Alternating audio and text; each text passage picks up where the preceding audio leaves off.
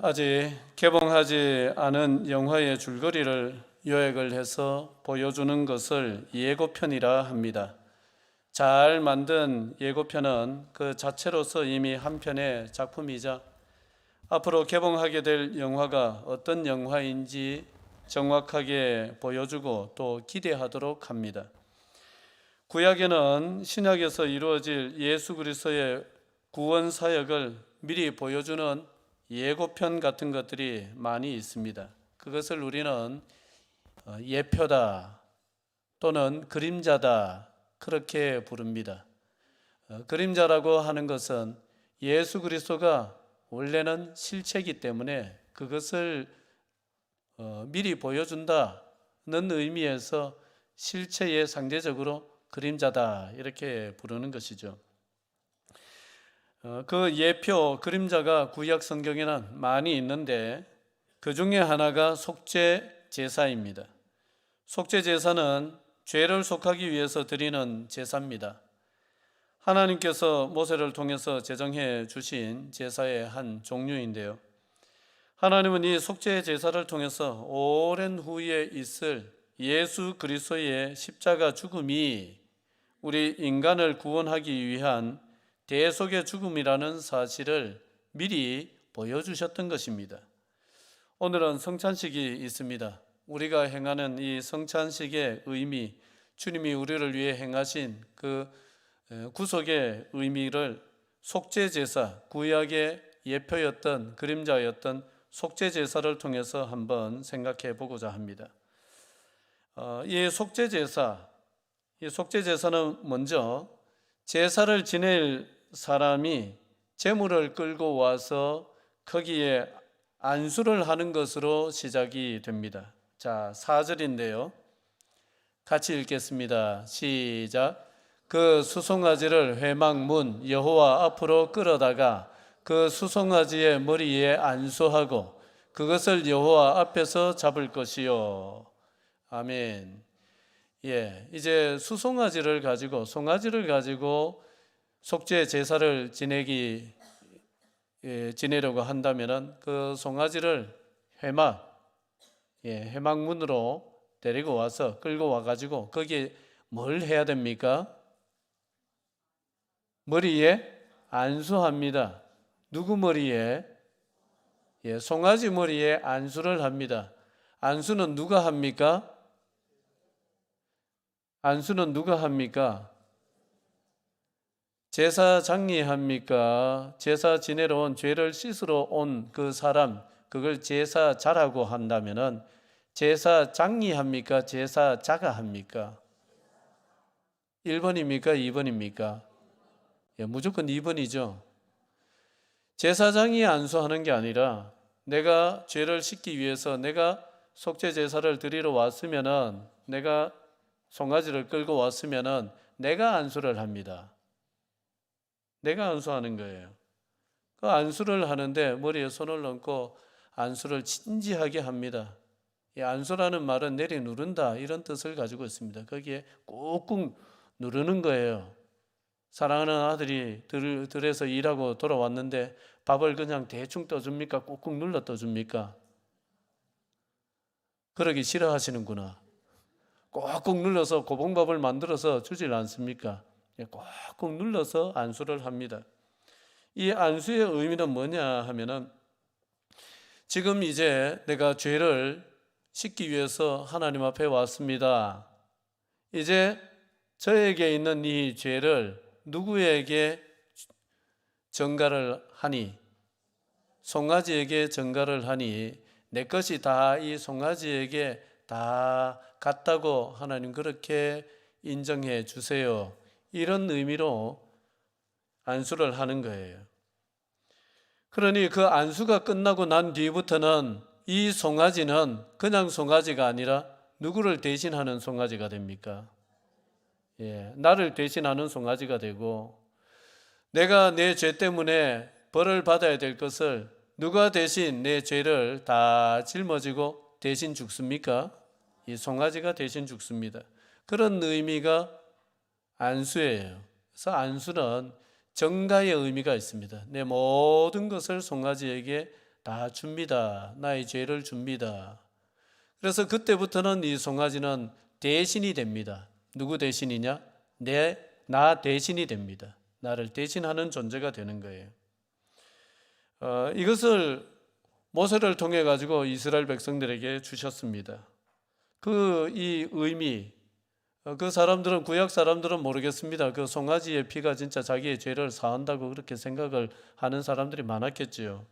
그러나 세월이 조금 흘러서 이사야 선지자가 활동하던 그 시절이 되면은, 주전 한 700년경이 되면은 이사야 선지자가 이 의미를 굉장히 밝혀서 우리에게 말씀해 주고 있습니다. 우리가 너무나 잘 아는 유명한 말씀, 이사야 53장입니다. 한번 같이 쭉 읽어보겠습니다. 자, 시작. 그는 멸시를 받아 사람들에게 버림받았으며 강고를 많이 겪었으며 질고를 아는 자라. 마치 사람들이 그에게서 얼굴을 가리는 것 같이 멸시를 당하였고 우리도 그를 귀히 여기지 아니하였도다. 그는 실로 우리의 질고를 지고 우리의 슬픔을 당하였거늘 우리는 생각하기를 그는 징벌을 받아 하나님께 맞으며 고난을 당한다 하였노라. 그가 찔림은 우리의 허물 때문이요 그가 상함은 우리의 죄악 때문이라. 그가 징계를 받음으로 우리는 평화를 누리고 그가 채찍에 맞음으로 우리는 나음을 받았도다. 우리는 다 양 같아서 그릇 행하여 각기 제 길로 갔거늘 여호와께서는 우리 모두의 죄악을 그에게 담당시키셨도다. 아멘. 여기에 제가 방금 말씀드렸던 그 속죄 제사의 의미가 너무나 분명하게 나와 있습니다. 결국 그리스도께서 우리의 모든 것을 대신 짊어지시고 담당하셨다. 우리의 죄악을 담당하셨다. 하나님께서 우리의 모든 것을 그리스도에게 전가시키셨다. 이렇게 말씀하고 있습니다. 이처럼 하나님은 우리가 알지도 못하였을 때에 이미 우리를 구원하시려고 죄 없으신 그리스도에게 죄를 전가하여서 우리 대신 죽는 구원의 방법을 정하셨습니다. 그리고 그것을 구약의 속죄 제사를 통해 가지고 그 의미를 예표로서, 예고편으로서 계속 보여주셨다가 때가 되어서, 하나님이 정하신 때가 되어서 실제로 그리스도께서 이 땅에 오셔가지고 우리를 대신해서 죽는 이 일을 시행하셨습니다. 그리스도의 죽음이 하나님의 영원 전부터 계획하신 구원 계획에 따라서 이루어진 대속의 죽음이라는 사실을 믿는 믿음을 가지고 오늘 성찬에 참여하십시오. 다음으로 속죄 제사를 지낼 때에 제물이 죽으면은 제사장이 그 피를 가지고 성소에 들어가서 휘장에다가 7번 뿌리고 나와서 또 제단 밑에다가 뿌리는 이 절차를 밟습니다. 이게 굉장히 중요한 절차입니다. 자, 5절에서 7절까지인데 같이 읽겠습니다. 시작. 기름 부음을 받은 제사장은 그 수송아지의 피를 가지고 회막에 들어가서 그 제사장이 손가락에 그 피를 찍어 여호와 앞 곧 성소의 휘장 앞에 7번 뿌릴 것이며 제사장은 또 그 피를 여호와 앞 곧 회막 안 향단 뜰들에 바르고 그 송아지의 피 전부를 회막문 앞 번제단 밑에 쏟을 것이며. 성소에 들어가서 뿌리는데 어디에 뿌리느냐? 휘장에다가 뿌립니다. 자, 성소 안에 들어가면 방이 2개가 있습니다. 큰 방이 있고 조금 그거보다는 작은 방이 있습니다. 큰 방은 직사각형이고 조금 작은 방은 정사각형입니다. 가로 세로가 똑같은. 그 작은 방이 훨씬 더 중요한 방입니다. 그 작은 방은 언약궤가 놓여 있는 방으로서 말하자면 하나님이 거하시는 방입니다. 그 언약궤 자체가 하나님의 보좌고 그 언약궤 안에는 하나님의 법이 담겨 있습니다. 그래서 거기를 지극히 거룩한 곳이다 해서 지성소라고 부릅니다. 그리고 그 바깥 방은 일반 성소, 바깥에 있는 성소다 해서 외소 내지는 그냥 성소 이렇게 부릅니다. 아까 그 지성소를 안에 있는 성소다 해서 내소 이렇게 부르기도 합니다. 그런데 그 내소와 외소, 지성소와 일반 성소를 구분하는 것이 휘장입니다.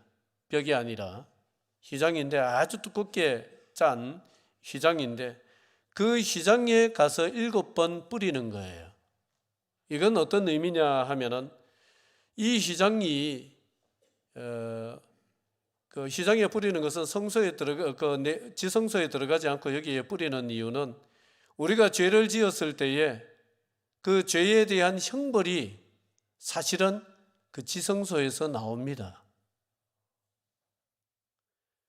지성소에 하나님의 언약궤 안에 뭐가 들어있느냐? 하나님의 법이 들어있습니다.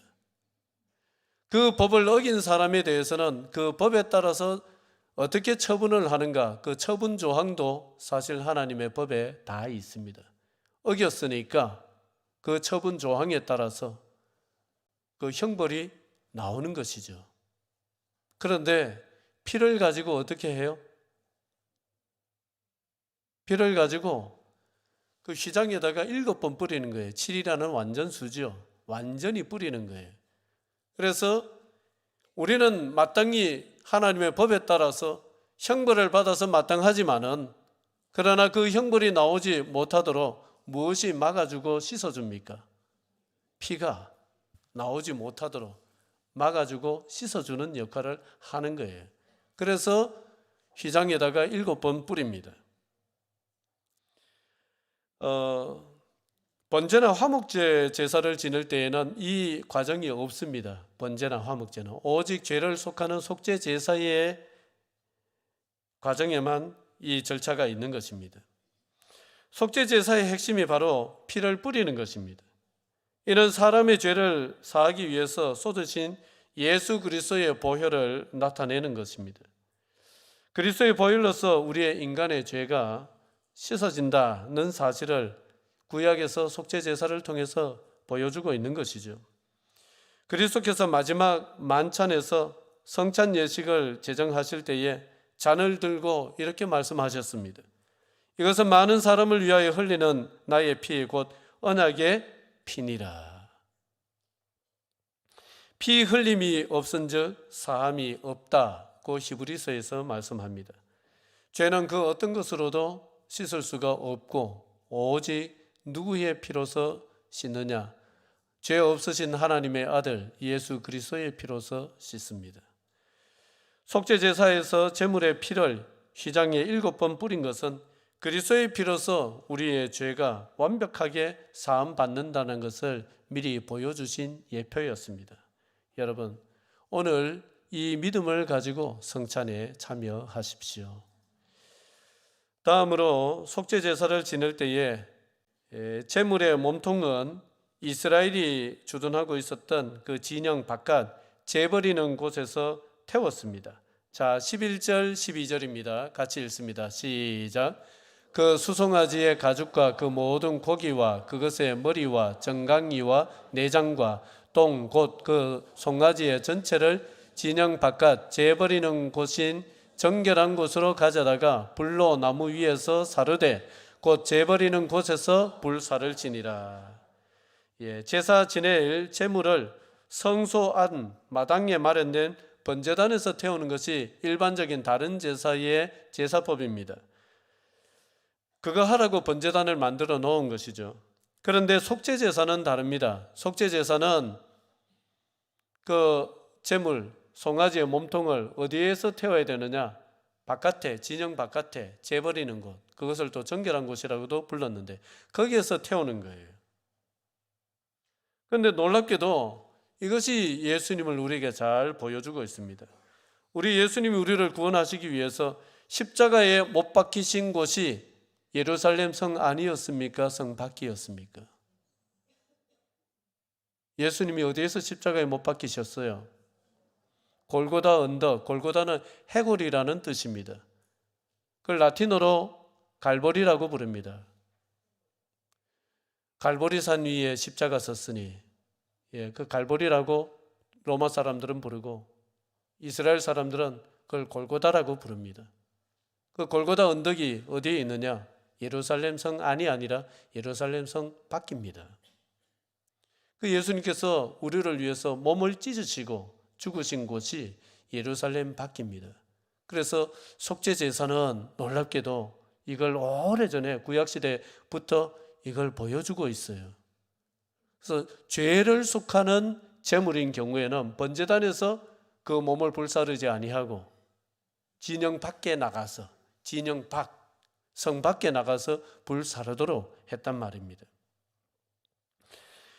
이것을 깊이 이해한 히브리서 저자는 히브리서 13장에서 이렇게 말씀합니다. 이는 죄를 위한 짐승의 피는 대제사장이 가지고 성소에 들어가고 그 육체는 영문 밖에서 불사름이라. 그러므로 예수도 자기 피로서 백성을 거룩하게 하려고 성문 밖에서 고난을 받으셨느니라. 여러분, 속죄제사에서 제물을 번제단이 아닌 진영 밖에서 불태운 것, 이것은 정확하게 예수님이 우리를 위해서 몸을 찢으신 그 장소가 예루살렘 성 밖이라는 것을 보여주고 있습니다. 이렇게 구약의 속죄제사는 모든 면에서 예수님이 우리를 대신해서 죄를 짊어지신 것과 우리의 죄를 속하시기 위해서 피를 뿌리신 것과 그리고 그 온 몸을 다 찢어서 다 산화시켜 우리를 위하여 내어주신 것을 우리에게 잘 보여주고 있습니다. 여러분, 오늘 성찬에 참여하실 때에 이 세 가지를 기억하시고 주님을 생각하시고 그렇게 참여하시기를 주의 이름으로 축원드립니다.